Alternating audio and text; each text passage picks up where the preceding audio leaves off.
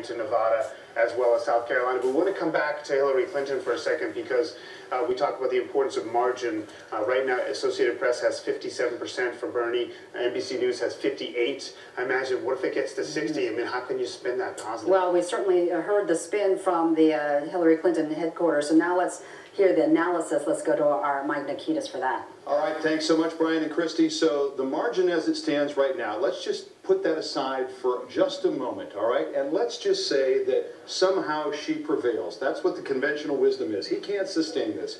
He's too far out of step. People after New Hampshire and South Carolina and southern states are not going to support Bernie Sanders. He cannot be the nominee for president. First of all, do you subscribe to that scenario? And if so, what happens to all these Bernie Sanders supporters in the general election? Do they go over to Hillary Clinton?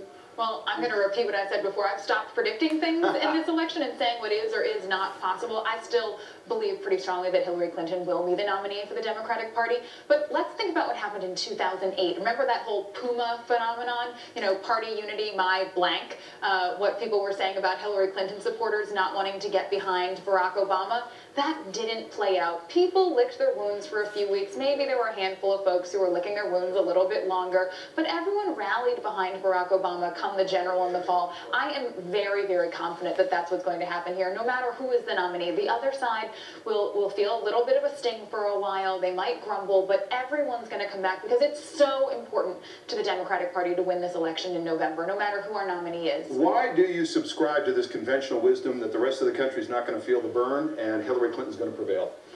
Because if you look at the polling numbers and if you look at the diversity of our country and how Hillary Clinton plays with those populations and how Bernie Sanders just isn't resonating yet, I think that that's her path to victory. But he wasn't resonating anywhere around here in April.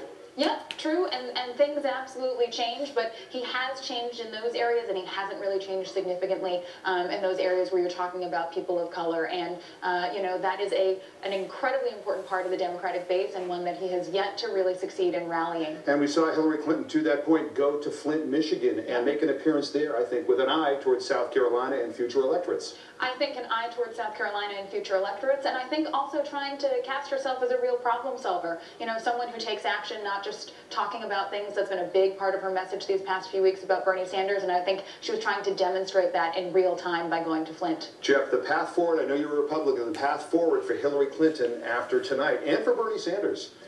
It will be difficult for Hillary Clinton to not go negative big time on Bernie Sanders. And to talk about the dynamic that you just mentioned of what that does in November, the Clintons are famous for this. I mean, look, Hillary Clinton lost in 2008 when she was supposed to win.